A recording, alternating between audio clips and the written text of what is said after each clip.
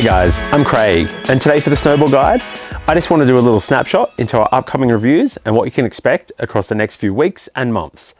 Hopefully you've checked out some of the reviews we've done, subscribe to the channel and enjoying the content. Any feedback you've got, boards you want to see, please hit us up. Our following is still really small, but we're only getting started. So, doing some reviews across the Australian season, and then we'll try and do some stuff in the Northern Hemisphere over the Northern Hemisphere snow season.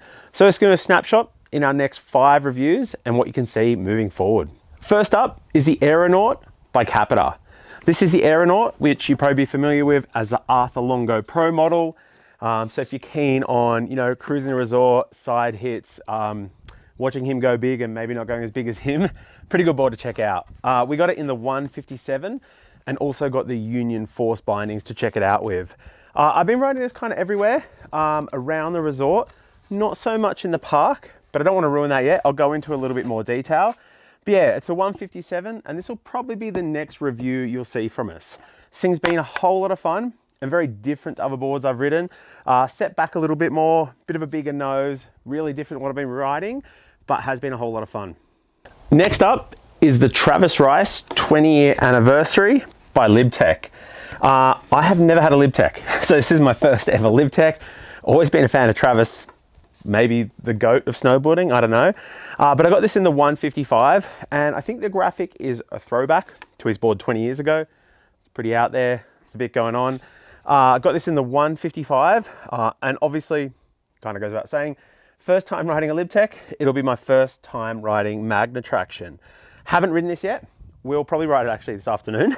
But yeah, really keen to check it out. Like I said, it's a camber board, Magna Traction, my first ever LibTech. 155, don't know, with a chopped off kind of nose and tail, kind of would ride like a bit slightly longer board. I think came in a 55 and a 58, and I was kind of torn between the two. But riding resorts in Australia, just kind of cruising, side hits, a few rails, a little bit of park, I thought the 155 was the go. Next up is the Good Company by Burton. I got the Good Company in a 155. Wasn't sure about this. I see a lot of people around the resort riding this board. It's priced really well. It's a little bit cheaper than other boards.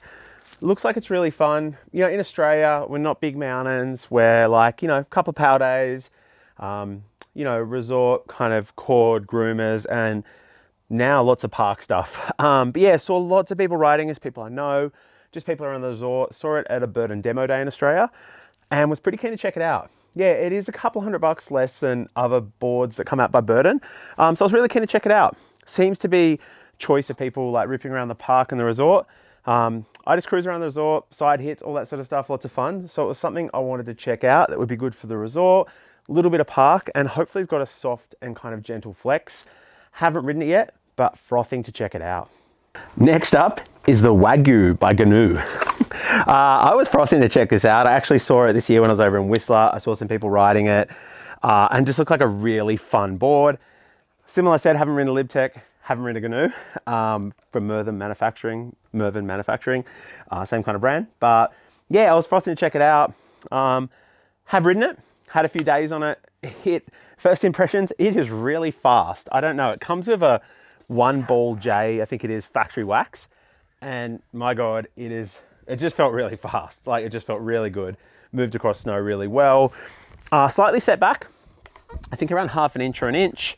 I think my bindings are in the reference stance, and these are the transfer bindings by Bent Metal, which is a Bent Metal LibTech binding. And yeah, that felt really good as well. Nice and grippy. I've enjoyed the kind of toe cap strap, how it flexes around my boot, and that felt really good, really comfortable, great control, no complaints at all.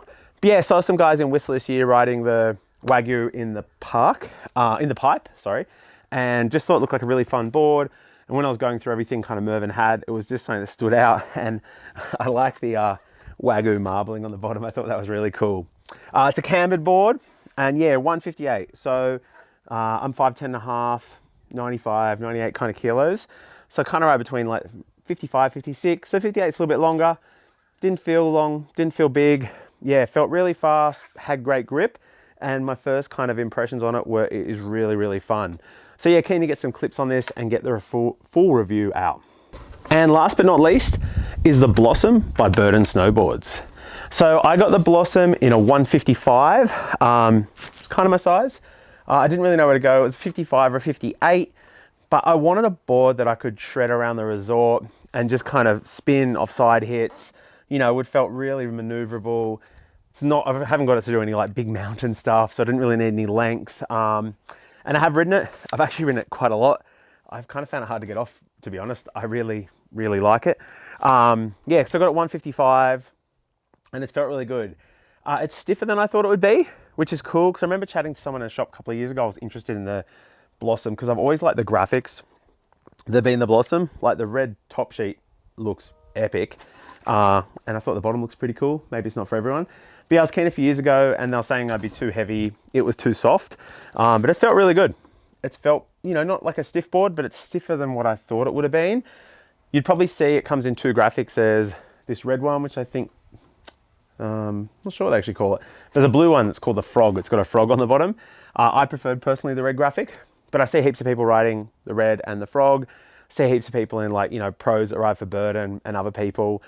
In Australia, there's some good park stuff going on at the moment with lots of international park riders, and I see heaps of people in the Blossom. So it seems like a real team favorite for people that are riding freestyle boards. But yeah, had a few days on this. Really, really enjoyed it. I've given it a little break to focus on some other reviews that were probably a little bit ahead in the queue. But yeah, keen to get some clips on this, get the review out, because I have really been enjoying riding the Blossom. That's our next few reviews, and they'll all be coming out kind of week by week over the next few weeks. You know, the Australian season winds up in about 2 months. So I'm hoping to get those reviews done and a couple more. I'm looking at some other stuff, maybe like the Hometown Hero by Burton, DOA by Capita, and I got some other stuff in the pipeline. See how we go for time. And then, yeah, when we hit the Northern Hemisphere season, we'll try and do some stuff, but that might be looking at 2027 boards. So we'll see how we go. But yeah, I hope you've been enjoying these reviews. The feedback I got from people that are watching has been really positive. Really keen to give it 100%. And check out boards for, you know, the average snowboarder that just wants a bit of guidance and advice when purchasing a board. It's a pretty hefty purchase. They're not cheap. They're priced really well, but they're not cheap. It's a lot of money.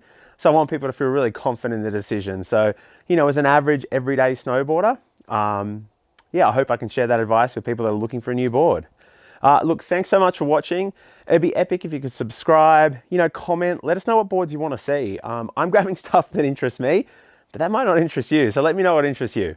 But yeah, subscribe, and also check us out on Instagram at the Snowboard Guide. Anyway, thanks for watching, and keep your eye out for these reviews over the coming weeks. Thanks so much.